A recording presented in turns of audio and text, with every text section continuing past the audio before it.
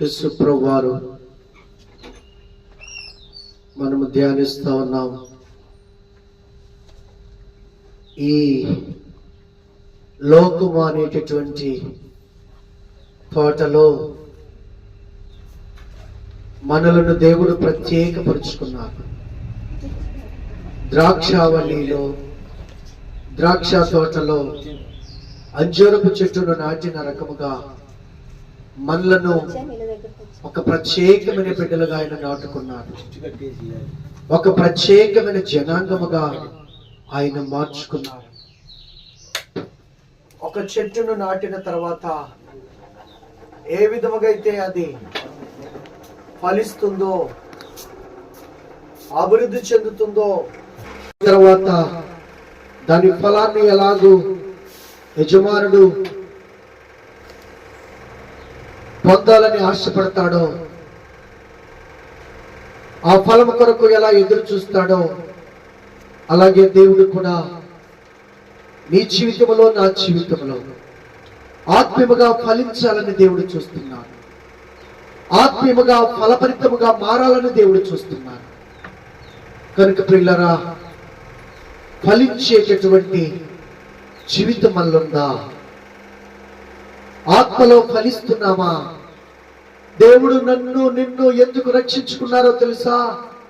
ఈ లోకములో ఏదో ధనభోగములతోనో, భోగభాగ్యములతోనో, విలాసవంతమైన జీవితములతోనో, అధికార పదవులతోనో, ఆ మేడ విద్యలతోనో, ఆస్తి అంతస్తులతోనో తొలతూగి ఈ లోకమును అనుభవించడానికి కాదు.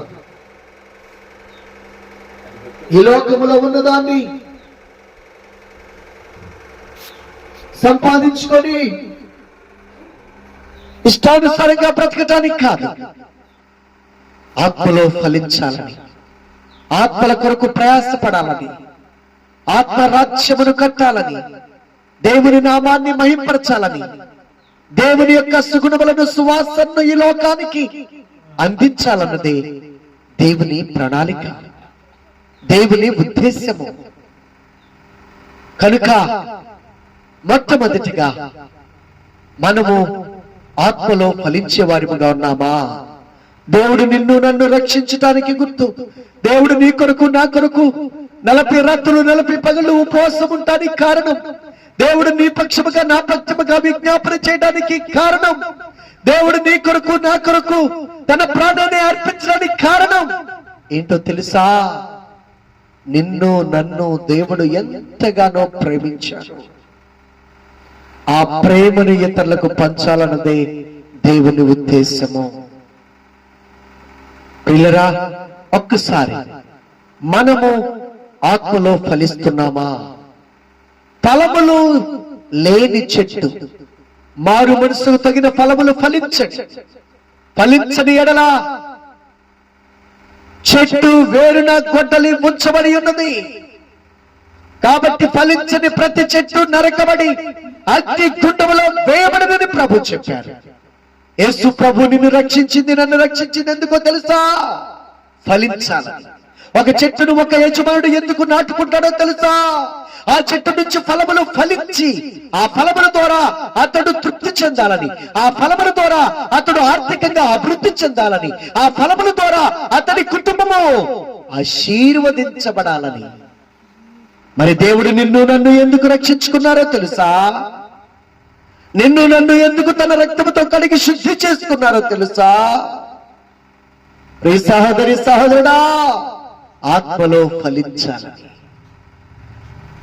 ఆత్మలో ఫలించాలని. ఆత్మ ఫలాలు ఏమనగా, గలతీయులకు రాసిన పత్రిక,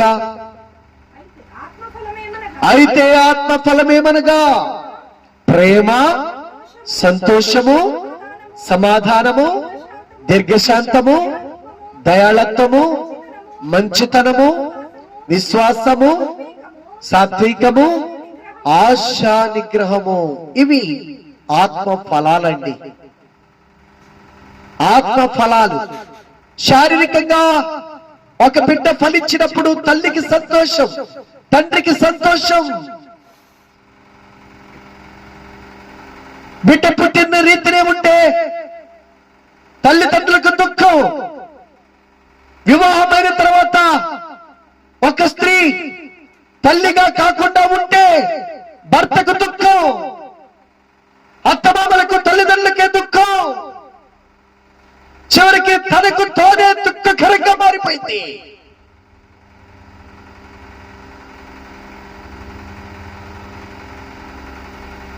ఫలించని చెట్టుని ఇది మోడుబాటు చెట్టు, గొడ్డుబాటు చెట్టు అంటారు. ఫలించినటువంటి పశువుని గొడ్డుబాటు పశువు అంటాం. ఫలించినటువంటి ప్రతి మనిషిని గొడ్డుమోతుడు అని అంటాం, గొడ్రాలు అని అంటాం. పిల్లరా, ఈ రోజున దేవుడు నీవు నేను ఫలించాలని చూస్తున్నాడు. నీవు నేను బాగా ఫలించడం వల్ల ఆయన మహిమ పొందే దేవుడు. నీవు నేను బాగా ఫలించడం వల్ల ఆయన ఆనందించే దేవుడు.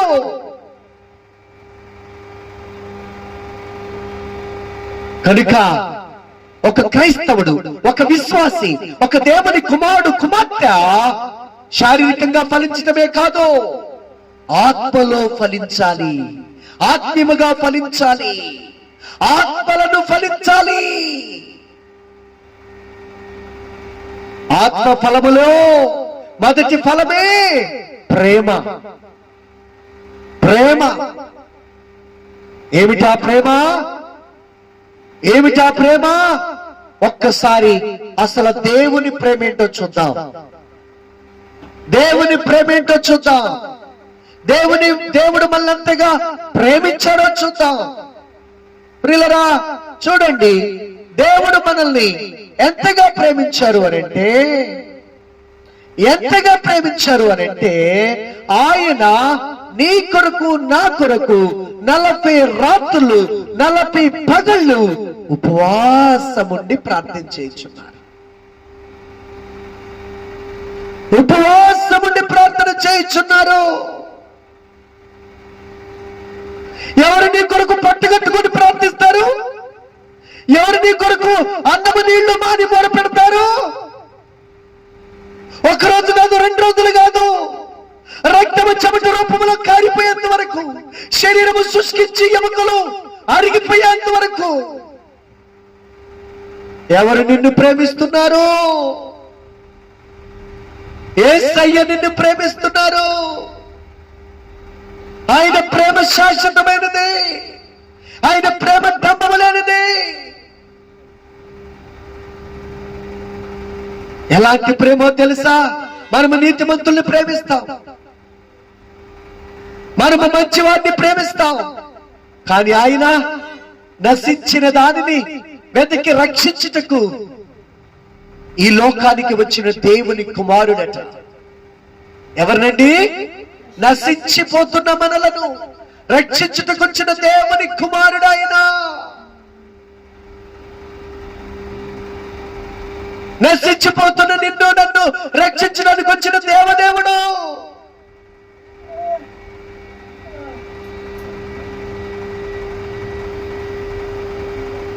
చూడండి, ఒకసారి మనము గమనించినట్లయితే ప్రియులరా, ఆయన మన యొక్క పాపములను ఆ శిలువ మ్రోను మీద ఎలా మోసుకొని పోతున్నారో ఒకసారి గమనించండి. ఆయన ప్రేమ ఎంత గొప్పదో ఒకసారి మనం గమనిద్దాం. చూడండి, ఆయన ప్రేమను మనం గమనించినప్పుడు ప్రియులరా, ఒకసారి రోమీయులకు రాసిన పత్రిక 10వ అధ్యాయము 12వ వచనము 13వ వచనాన్ని చూసుకుందాం.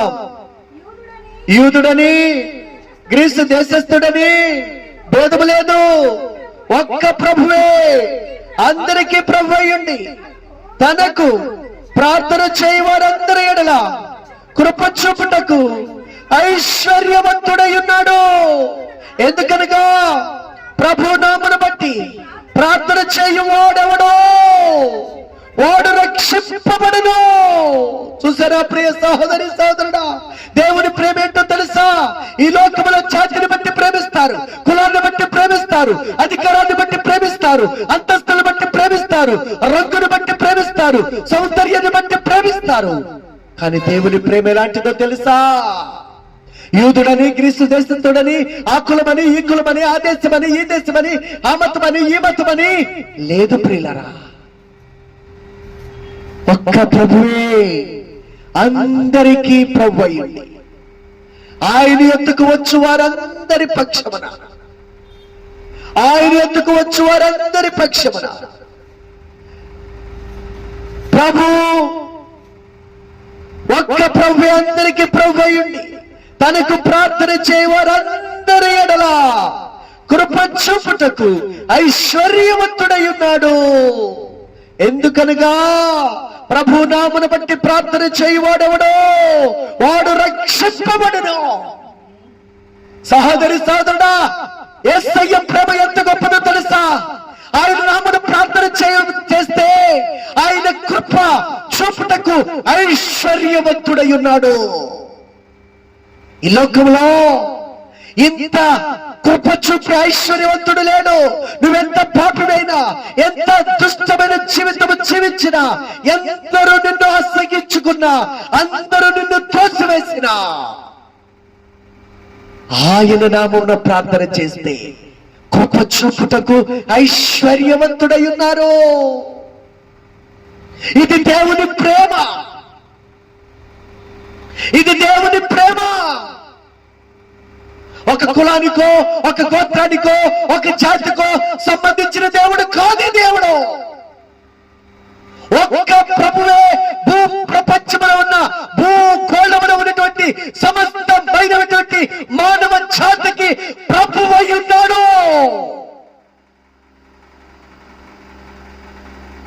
ఆయన ఎందుకు వచ్చి ప్రార్థించు వారందరి ఎడల, ఆయన నామమున ప్రార్థన చేసేటటువంటి ప్రతి మనుష్యుని ఎడల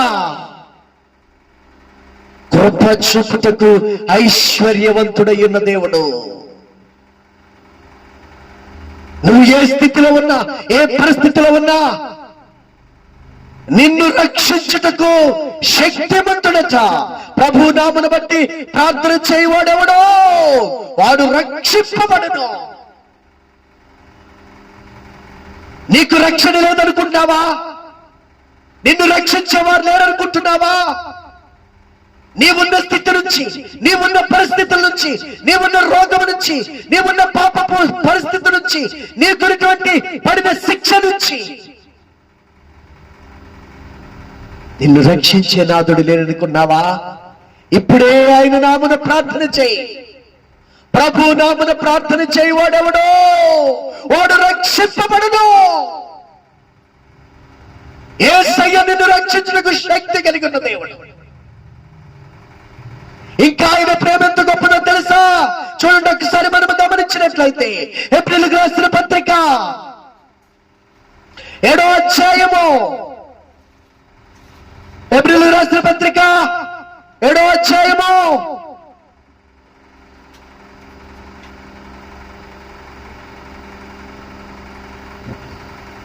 24-25 వచనాలు.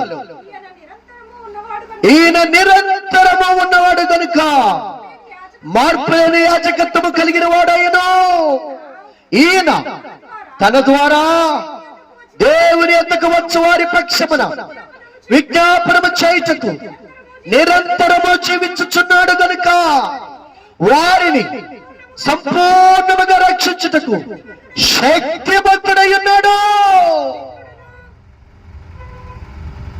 ప్రియ సహోదరి సహోదరుడా, ఈ రోజు నువ్వు తెలుసుకోవాల్సిన సత్యం ఏంటో తెలుసా?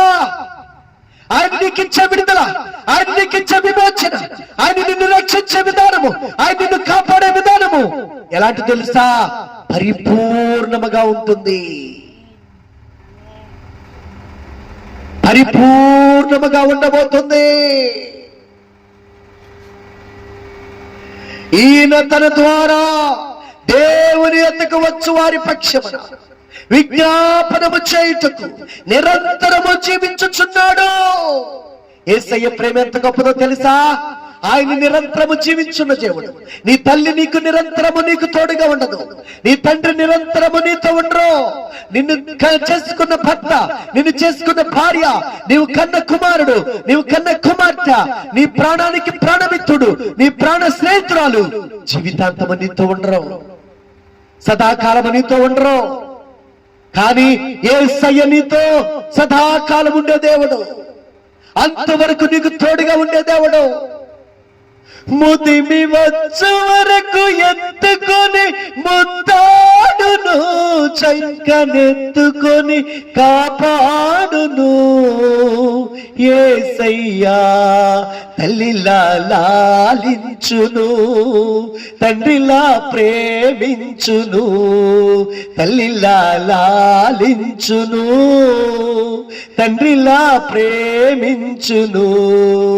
ముదిమి వచ్చు వరకు ఎత్తుకొని ముద్దాడును, చంకనెత్తుకొని కాపాడును. యేసయ్యా. ఎవరి యేసయ్యా? నిరంతరము జీవించే దేవుడు, మరణము లేని దేవుడు, మరణమును జయించి మృత్యుంజయుడై తిరిగి లేచిన దేవుడు, ఎల్లవేళలా సజీవుడిగా ఉండే దేవుడు, సర్వయుగములో సజీవుడిగా ఉండే దేవుడు, నిరంతరము జీవించున్న దేవుడు, నీ పక్షముగా విజ్ఞాపన చేసే దేవుడు. నువ్వు ఆపదలో ఉన్నప్పుడు, నువ్వు కష్టంలో ఉన్నప్పుడు, నువ్వు కృంగిపోతున్నప్పుడు, నువ్వు దేవుని వాక్య ప్రకారం జీవించలేక పాపములో పడిపోయినప్పుడు, లోకములో కూరుకుపోయినప్పుడు, శాపగ్రస్తమైన జీవితంలో నశించిపోతున్నప్పుడు, నీ కొరకు విజ్ఞాపన చేసే దేవుడు ఆయన, నీ కొరకు కన్నీరు కార్చే దేవుడు ఆయన, నీ కొరకు అన్న పానముల మాని 40 రాత్రులు 40 పగళ్ళు రోదన చేసిన దేవుడు ఆయన. ఈ దేవుని ప్రేమను మించిన ప్రేమ ఉన్నదా నీకు ఈ లోకంలో? శాశ్వతమైనది ప్రేమ యెహోవా తండ్రి ప్రేమ, శాశ్వతమైనది ప్రేమ. దేవుని ప్రేమ శాశ్వతమైనది ప్రియులారా. తల్లిదండ్రుల ప్రేమలాగా, కన్న బిడ్డల ప్రేమలాగా, బంధుమిత్రుల ప్రేమలాగా, భార్యాభర్తల ప్రేమలాగా, నీడలాగనో, నూనెలాగనో, ఆవిరిలాగనో, ఇంతలో కనబడే అంతలో మాయమైపోయేటటువంటి ప్రేమ కాదండి. కలలా కరిగిపోయే ప్రేమ కాదండి.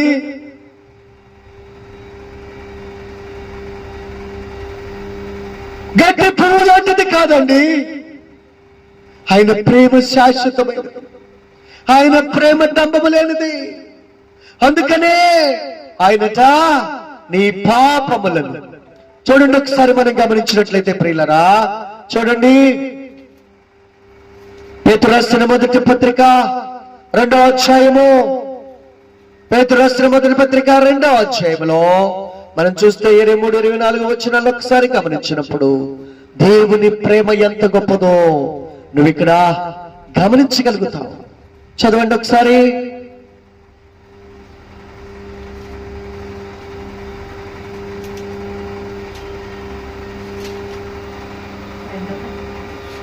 అవును, 23, 24. ఆయన దూషింపబడి బదులు దూషింపలేదు, ఆయన శ్రమ పెట్టబడి బెదిరింపక న్యాయముగా తీర్పు తీర్చు దేవునికి తన్ను తాను అప్పగించుకొనెను. మనము పాపముల విషయమై చనిపోయి నీతి విషయమై జీవించున్నట్లు ఆయన తానే తన శరీరమందు మన పాపములను మ్రాను మీద మోసుకొనెను. ఆయన పొందిన గాయముల చేత మీరు స్వస్థత నొందుతరి. చూసారా ప్రియులరా, ఇది దేవుని ప్రేమ, ఇది దేవుని ప్రేమ.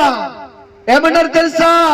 ఆయన తానే తన శరీరమందు మన పాపములను మ్రాను మీద మోసుకొని పోయారట.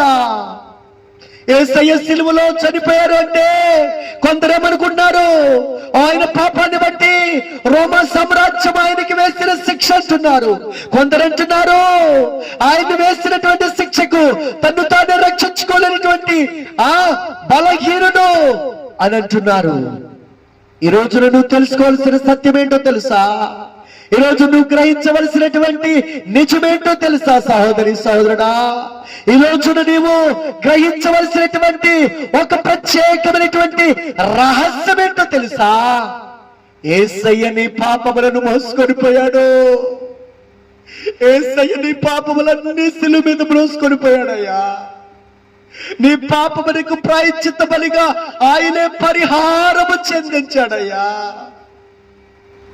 నీవు పొందవలసిన శిక్ష యేసయ్యే కలువరి సిలువలో ఆ నరక శిక్ష అంతా అనుభవించారు. సహోదరి, ఇంతకన్నా నిన్ను ప్రేమించేవారున్నారా?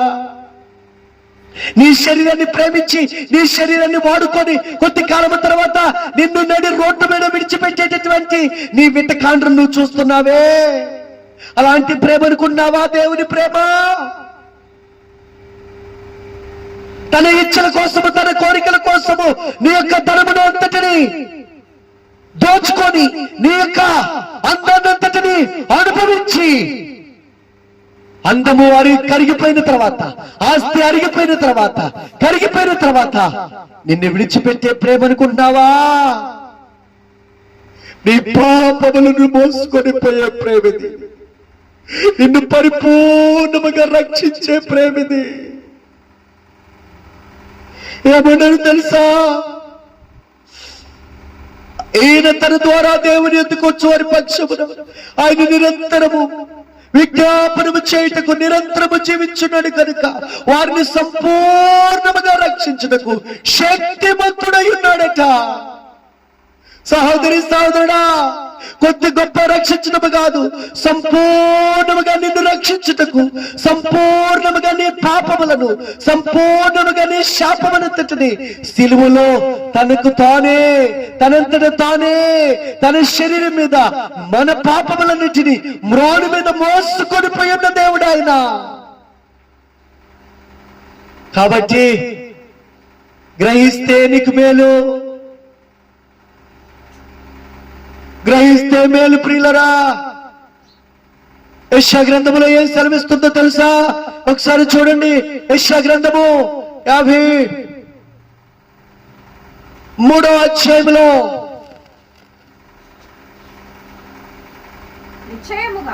నిశ్చయముగా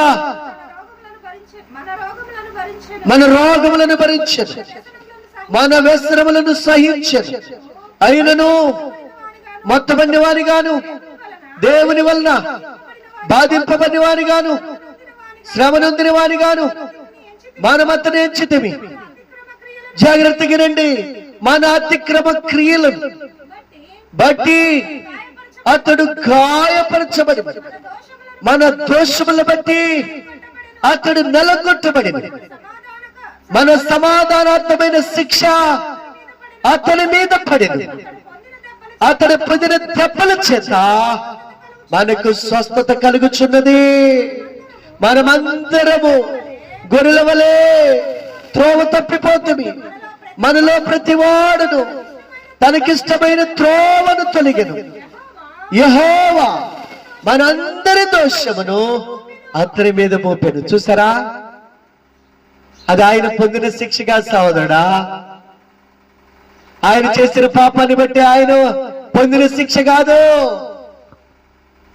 నీ దోష శిక్ష, నా దోష శిక్ష, నీ పాప శిక్ష, నా పాప శిక్ష. నిన్ను నన్ను ప్రేమించిన పరలోకపు తండ్రి తన కుమారుని మీద శిక్ష వేశారట. తన కుమారుని మీద శిక్ష వేశారట. ఇది దేవుని ప్రేమ, ఇది దేవుని ప్రేమ, ఇది దేవుని ప్రేమ.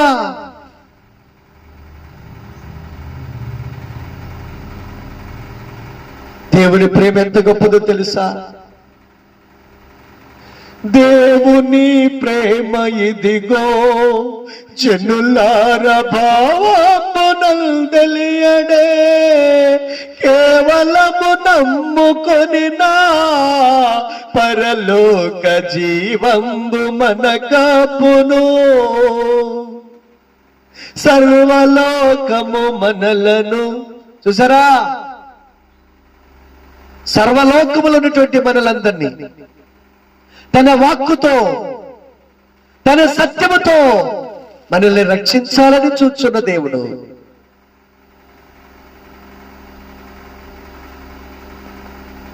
మనల్ని కాపాడాలని చూస్తున్న దేవుడు. మన మీద జాలి చూపించే దేవుడు ఆయన. మన మీద కనికరాన్ని చూపించే దేవుడు ఆయన.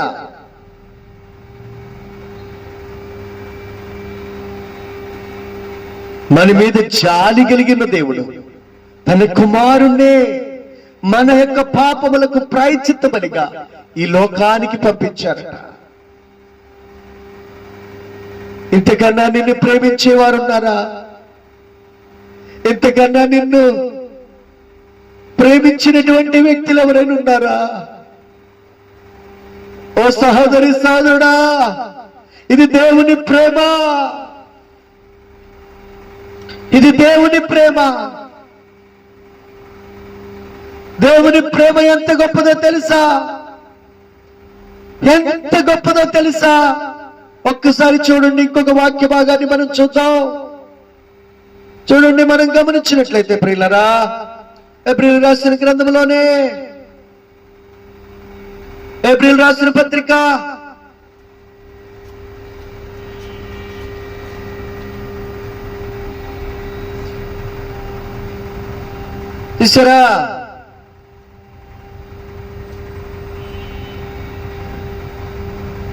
10వ అధ్యాయము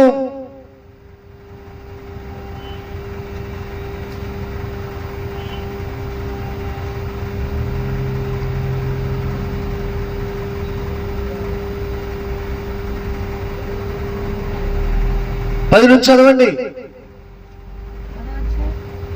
10వ అధ్యాయము 10వ వచనం నుంచి.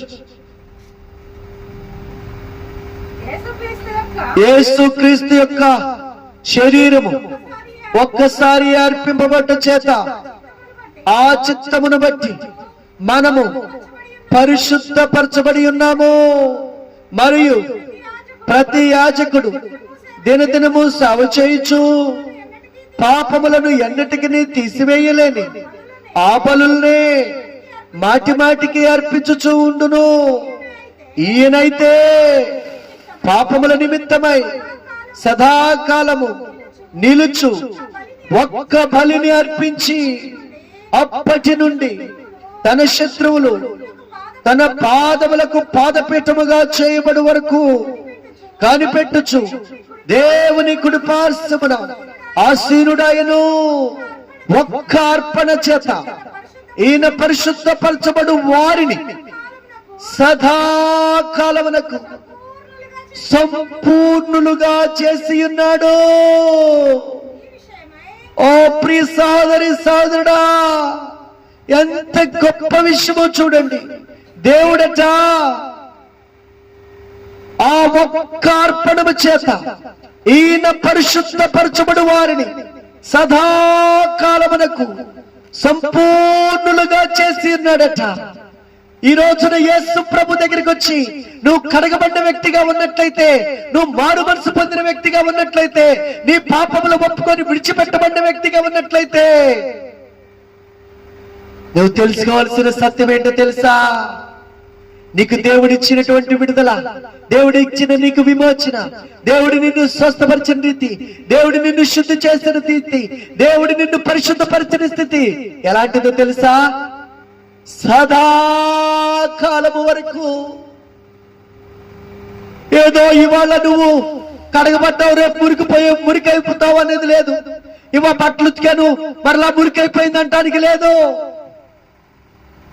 ప్రియులరా, మురికి పోలేదు అంటానికి లేదు. ఆ మరక అలాగే ఉందంటానికి లేదు. అక్కడ ఏంటంట, ఎలాంటి వాగ్దానము దేవుడు చేయించున్నారో, ఎలాంటి ప్రేమను కనపరుస్తున్నారో చూడు. ఈయన ఒక్క అర్పణము చేత ఈయన పరిశుద్ధపరచబడు వారిని సదాకాలము వరకు సదాకాలమునకు సంపూర్ణులనుగా చేసి ఉన్నాడు. నిన్ను సదాకాలము వరకును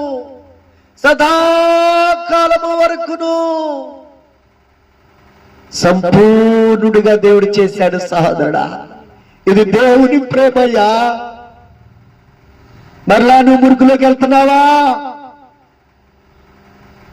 నిన్ను యుగ యుగములు తరతరములు పరిశుద్ధుల గుంపులో నిన్ను చేర్చాడు.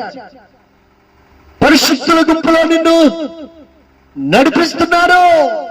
నువ్వు పరిశుద్ధుడము, మురికి చేసుకోకు, మరలా పాపాన్ని లోకాన్ని ప్రేమించి పడిపోకు. సదాకాలం వరకు నిన్ను సంపూర్ణుడిగా చేసి ఉన్నాడు ఆ దేవుడు. యుగ యుగములు తరతరములకు నువ్వు పరిశుద్ధుడుగా ఉండబోతున్నావు, పవిత్రుడుగా ఉండబోతున్నావు. ఆయన రక్తములో అంత శక్తి ఉంది, ఆయన రక్తములో అంత ప్రభావం ఉంది. యేసుక్రీస్తు రక్తము ఏం చేస్తో తెలుసా? మొదటి యోహాను పత్రిక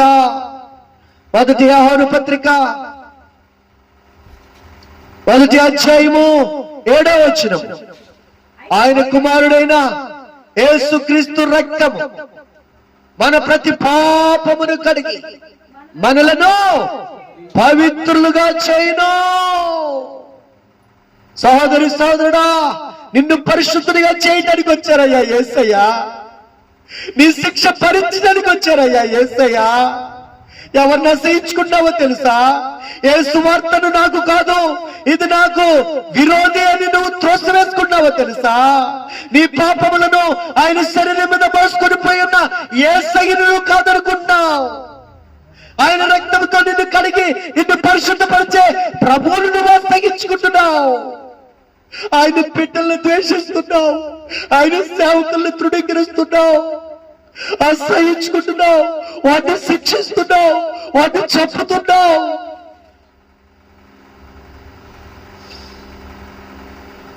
నీవు కూర్చున్న కొమ్మ మీద ఉండి కొమ్మను నరుక్కుంటావు సోదరుడా. ఇది దేవుని ప్రేమ. నిన్ను రక్షించడానికి వచ్చినటువంటి ఆ రక్షకుడిని నువ్వు కాదనుకుంటున్నావు. నీ పాపములను శిలువ మీద బ్రోసుకొని పోయిన యేసయ్యను నువ్వు కాదనుకుంటున్నావు. ఆ శిలువ ప్రేమను నీకు పంచడానికి వచ్చినటువంటి వాటిని నువ్వు చంపుతున్నావు. మదర్ తెరీసా ఎందుకు ఈ దేశానికి వచ్చిందో తెలుసా? ఆమెకు ధనం లేదనా, ఆమెకు ఆస్తి లేదనా, ఆమెకు అంతస్తు లేవనా? యుగోస్లావియా దేశంలో గొప్ప ధనవంతుడి యొక్క ఒకే ఒక్క కూతురు ఆమె.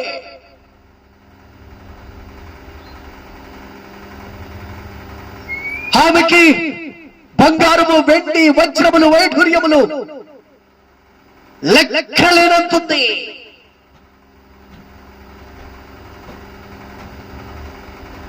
కానీ వాటన్నిటినీ త్యజించుకొని ఎందుకు వచ్చిందో తెలుసా?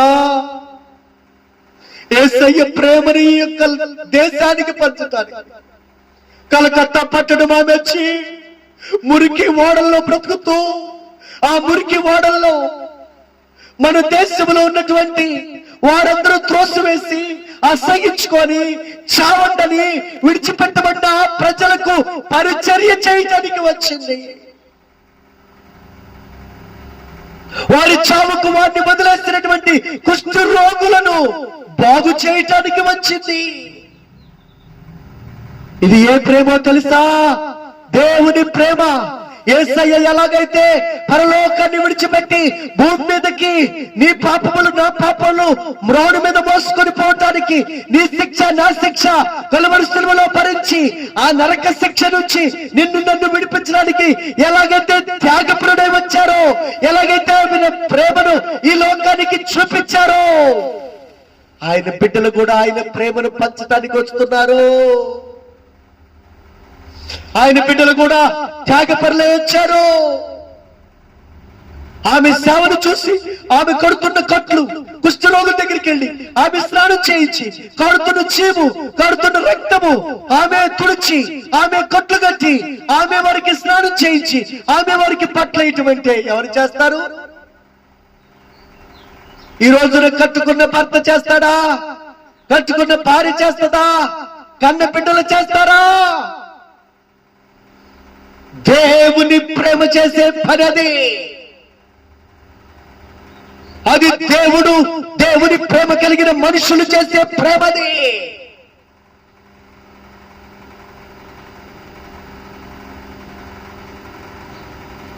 మన బిడ్డలే అసహ్యంగా ఉంటే, మురికితో ఉంటే మనమే ఎత్తుకోలేమే.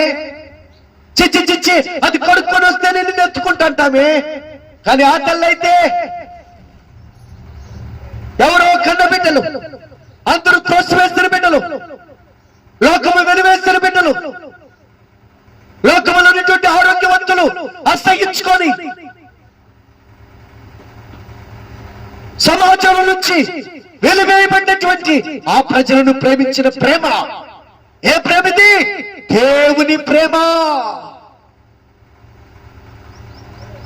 దేవుని ప్రేమ.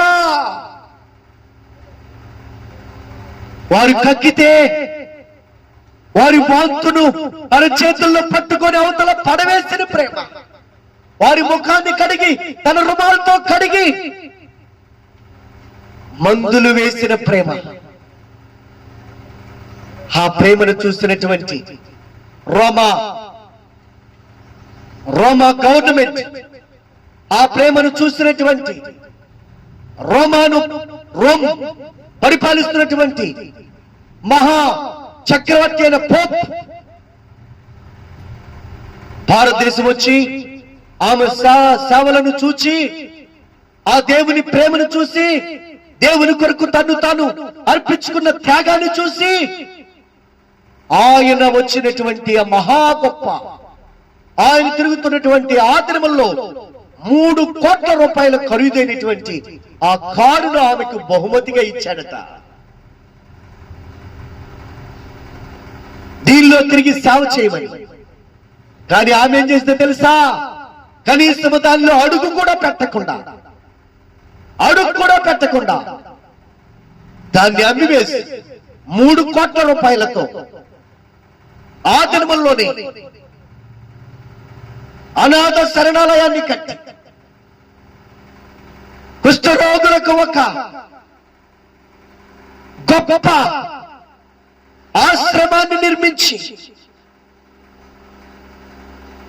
వారికి గొప్ప చికిత్సను, గొప్ప శరీర సంబంధమైనటువంటి ఆరోగ్య వసతులను కల్పించినటువంటి మహా ప్రేమ కలిగినటువంటి దేవుని ప్రేమను రుచి చూపించినటువంటి తల్లి ఆమె మదర్ తెరీసా. ప్రియులారా, ఇది దేవుని ప్రేమ. యేసయ్య నిన్ను ప్రేమిస్తున్న ప్రేమ. యేసయ్య నిన్ను ప్రేమిస్తున్న ప్రేమ ఎంత గొప్పదో తెలుసా? ఎంత గొప్పదో తెలుసా? రోమీయులకు రాసిన పత్రిక 5వ అధ్యాయము 6-7 వచనాల్లో మనం చూసినప్పుడు, ప్రియులారా, రోమీయులకు రాసిన పత్రిక 5వ అధ్యాయము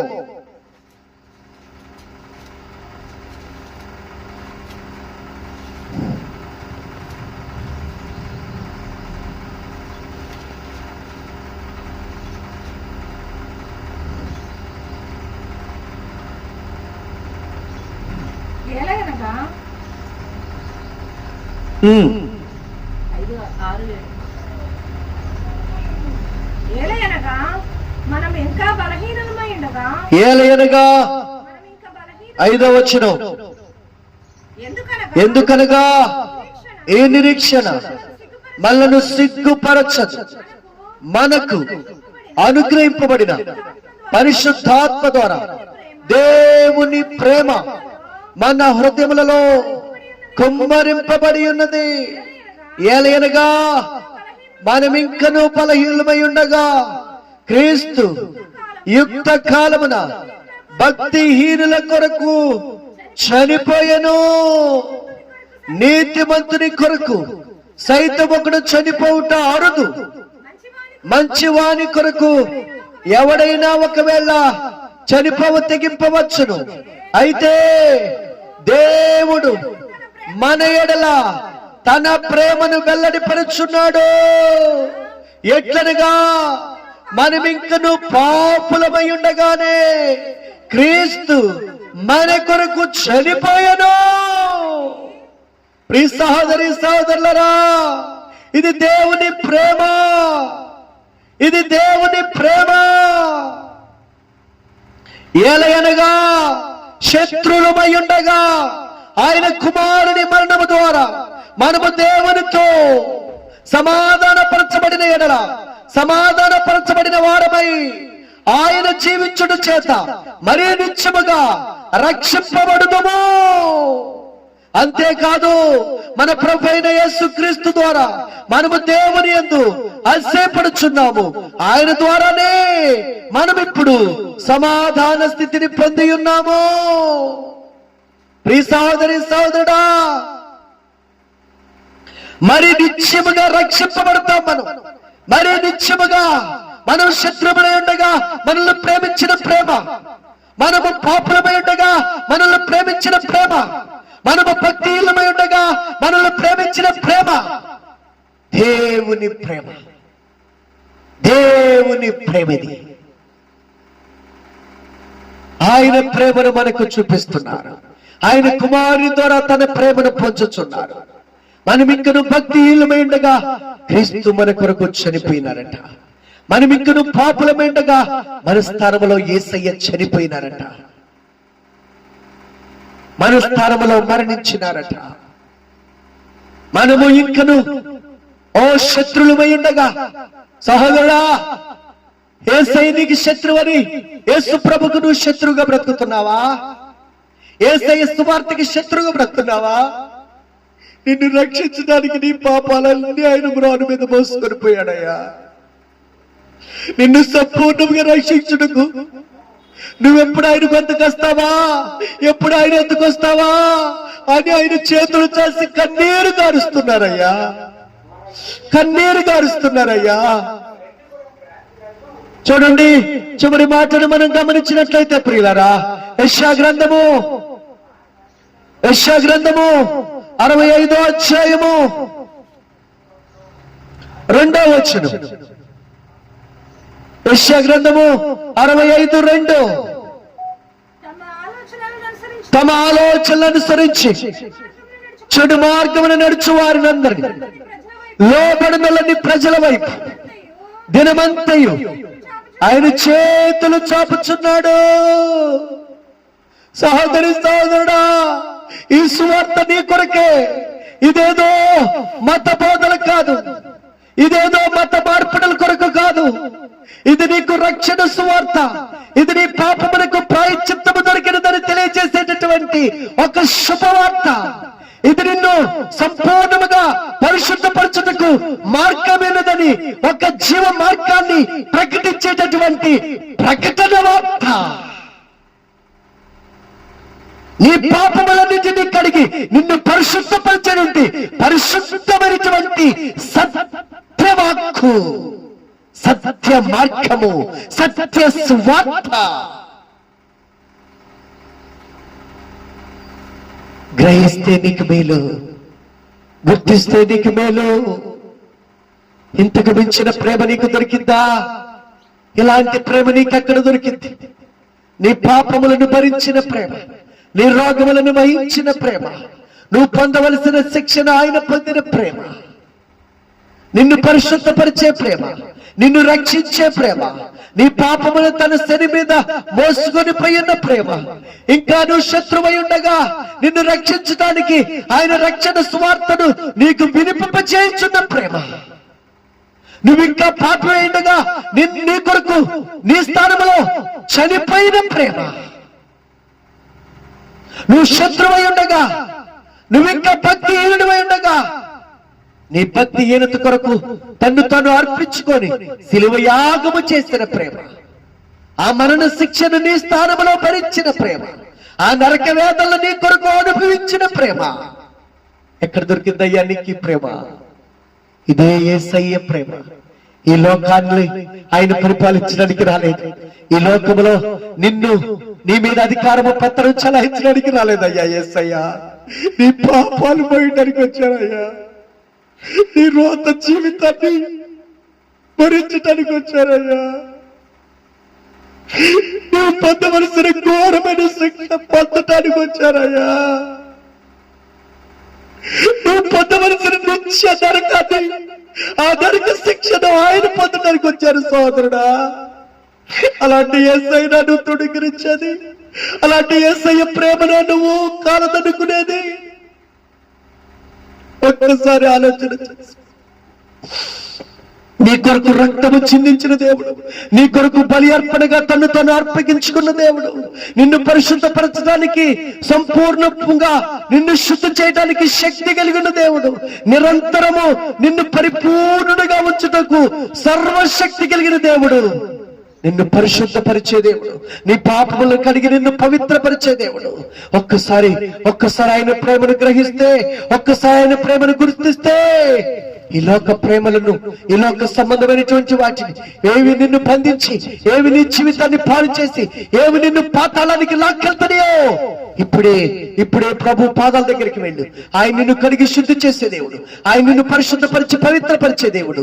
కనుక ఒక్కసారి ప్రభు పాదాల దగ్గరికి వెళ్ళి ప్రార్థన చేసుకుందాం ప్రియులరా. పరిశుద్ధుడైన తండ్రి, ప్రేమ నమ్మకమైన మా దేవా, మీ పాదాలకే స్తుతులయ్యా, మీ పాదాలకే స్తోత్రములయ్యా. మమ్మల్ని ప్రేమించిన దేవా మీ స్తోత్రాలు, మమ్మల్ని రక్షించేవా మీ స్తోత్రములు, మమ్మల్ని కాపాడు దేవా మీ స్తోత్రములు. నీ కృపలో భద్రపరచండి, మీ కరుణా కటాక్షములు మాకు దయచేయండి. యేసయ్యా మమ్మల్ని దాటి వెళ్ళవద్దు నాయన, లోకరక్షక మమ్మల్ని దాటి వెళ్ళవద్దు నాయన, దావీదు కుమారుడా మమ్మల్ని దాటి వెళ్ళవద్దు నాయన, నజరేయుడైన యేసు మమ్మల్ని దాటి వెళ్ళవద్దు నాయన. ఓ ప్రభువా, నీ ప్రేమ గొప్పదయ్యా. ఇంకా భక్తిహీనులుగా ఉండగా మా కొరకు చనిపోయింది మీ ప్రేమ. మేమింకా నాయన పాపులమై ఉండగానే మా పాప స్థానములో మృత్యువుకు అప్పగించుకున్న ప్రేమ, మేము శత్రువులమై ఉండి మిమ్మల్ని మీ స్వార్థను అసహించుకొని మీ స్వార్థను ప్రకటించే వారిని చంపుచుండగా మా శిక్షను భరించి మమ్మల్ని రక్షించుటకు రక్షణ సువార్తను ప్రకటిస్తున్న ప్రేమ ఎంత గొప్పది నాయన. మీ ప్రేమను బట్టి వందనాలు, మీ ప్రేమను బట్టి మీ స్తోత్రాలు నాయన. మీ ప్రేమలో మమ్మల్ని అందరినీ బలపరచండి, మీ ప్రేమలో మమ్మల్ని అందరినీ శక్తివంతులుగా చేయండి, మీ ప్రేమకు బద్దులయ్యే భాగ్యాన్ని దయచేయండి. మమ్మల్ని సంపూర్ణంగా రక్షించుటకు శక్తి కలిగిన దేవుడు, మీ నామను ప్రార్థన చేయవారందరినీ రక్షించుటకు శక్తివంతుడై ఉన్న దేవుడు.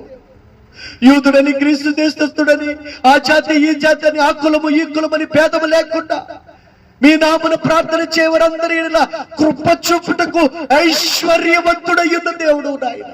మీ అంతకు వచ్చి తన పాపములు ఒప్పుకొని విడిచిపెట్టి వారందరినీ మీ పరిశుద్ధ రక్తముతో కడిగి పవిత్రులుగా చేయటకు శక్తివంతుడమైన దేవుడు నాయన. అందుకే మీకు స్తుతులు చెల్లిస్తున్నాము, అందుకే మీకు స్తోత్రాలు చెల్లిస్తున్నామయ్యా. యేసయ్యా నీ కృపలో జ్ఞాపం చేసుకోనండి, యేసయ్యా నీ కృపలో జ్ఞాపం చేసుకోనండి, యేసయ్యా నీ కృపలో మమ్మల్ని జ్ఞాపం చేసుకోనండి. మా బంధువులు, మా స్నేహితులు, మా రక్త సంబంధులు లోకములో పాపంలో నశించిపోతున్నారయ్యా. ప్రభు వారిని కూడా రక్షించు నాయన, ప్రభు వారిని కూడా రక్షించు నాయన. ఓ దేవా కనికరించుము, కృప చూపించుము నాయన. అయ్యో నా దేవా కరుణించుము. ధనవంతుడు మరణించి అయ్యో నరకములో ఉండి కేకలు వేయుచున్నాడు. అబ్రహామా నా సహోదరులు భూమి మీద ఉన్నారు, వాళ్ళు యాతనకరమైన స్థలములకు రాకుండా వాడు మారు మనసు పొందినట్లు అయ్యో లాజరును పంపించి సువార్త వారికి ప్రకటింప చేయమని బ్రతులాడుతున్నాడు. అది దేవుని ప్రేమ, అది దేవుని ప్రేమ. సహోదరుడా, ఈ భూమి మీద ఇంకా దేవుడు తన సేవకుల నుంచి నీకు సువార్త ప్రకటిస్తున్నాడంటే అది దేవుని ప్రేమ. పరిశుద్ధుడా, ప్రేమ కలిగిన దేవా, నీ కృపలో మా పాపములన్నిటినీ క్షమించండి, మా దోషములన్నిటినీ పరిహరించండి. మీ పరిహారార్థమైన బలి యాగములో మమ్మను కడిగి పవిత్రపరచండి. మీరు చిందించిన పరిశుద్ధ పుణ్య రక్తములో మమ్మను కడిగి శుద్ధులుగా చేయండి నాయన. అంతము వరకు పరిశుద్ధులుగా పవిత్రులుగా ఉంచగలిగిన మహా గొప్ప ఆ కడుగుదల, ఆ పవిత్ర స్నానము మాకు ప్రసాదించండి. దేవాని కృపలో మమ్మల్ని జ్ఞాపకం చేసుకొని అంతము వరకు పవిత్రులుగా ఉండే ఆ పరిశుద్ధ స్నానం, నజరుడైన యేసుక్రీస్తులో ఉన్నటువంటి ఆ శక్తివంతమైనటువంటి పవిత్ర రక్తములో కడగబడే స్నానం, పాప పరిహారార్థమైనటువంటి బలియాగముగా అర్పించబడినటువంటి క్రీస్తు రక్తములో ఉన్నటువంటి ఆ ఉదక స్నానము మాకును ప్రసాదించండి. మీ వాక్యము చేత ఉదక స్నానము మాకు చేయించి మమ్మను పవిత్రపరిచి అంతవరకు పరిశుద్ధులుగా నిలిచే కృపను అనుగ్రహించి మహిమ పొందమని, మీ ప్రేమకు మమ్మను, మీ ప్రేమను అర్థము చేసుకొని మీ ప్రేమను పొందుకునే కృపను మాకందరకు అనుగ్రహించమని క్రీస్తు నామమున ప్రార్థించి వేడుకొనుచున్నాను తండ్రి. ఆమేన్. మన తండ్రి అయినటువంటి దేవుని యొక్క దీవెన, కుమారుడైన యేసుక్రీస్తు వారి కృప, పరిశుద్ధాత్మ తండ్రి యొక్క అన్యోన్యమైన సహవాసం మనందరికీ తోడుగా ఉంది. రక్షణ లేక, పాప క్షమాపణ లేక నరకపు అంచుల్లో ఉన్న మన సహోదరి సహోదరులను, బంధువులను, రక్త సంబంధులను, చుట్టుపక్కల ఉన్నటువంటి దేవుని ప్రేమ ఎరగనటువంటి శత్రువులుగా ఉన్నటువంటి శత్రువులను, అన్ని అందరినీ ఆయన కృపలో జ్ఞాపం చేసుకుని ఆయన ప్రేమ స్వార్థ ద్వారా, ఆయన రక్షణ స్వార్థ ద్వారా వారికి బోధించి వారిని లోపరిచి ఒప్పింపచేసి నిత్య జీవానికి పాత్రులుగా మార్చి మహిమా ఘనత ప్రభావములైనే పొందునుగాక. ఆమేన్, ఆమేన్, ఆమేన్.